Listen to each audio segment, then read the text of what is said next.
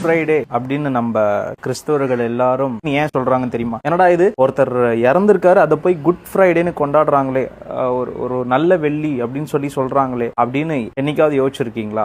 ஏன் அப்படின்னா, இயேசு இந்த பூமிக்கு வந்த காரணம் உங்களுக்காகவும் எனக்காகவும் நம்ம பாவத்துக்காகவும் அவர் மரிச்சு 3வது நாள் உயிர் தெழறதுக்காக தான் இந்த பூமிக்கு வந்தார். அந்த நோக்கத்தை அவர் சக்சஸ்ஃபுல்லா செஞ்சதுக்காக, உங்களுக்காகவும் எனக்காகவும் அவர் மரிச்சதுக்காக அதை எல்லாரும் எப்படி சொல்றாங்க அப்படின்னா, அது ஒரு நல்ல வெள்ளி, ஒரு பெரிய வெள்ளி, குட் ஃப்ரைடே அப்படின்னு சொல்லி சொல்றாங்க. அவர் மரிச்ச அந்த நாளை குட் ஃப்ரைடே அப்படின்னும், 3வது நாள் உயிரோடு அவர் எழுந்த அந்த நாளை ரெசரக்ஷன் டே, உயிர்த்தெழுதல் நாள், ஈஸ்டர் அப்படின்னு சொல்லி வழக்கமா உலகத்துல சொல்ற ஒரு வார்த்தை Easter and good Friday. So ஏன் குட் ஃப்ரைடேன்னு சொல்றாங்க?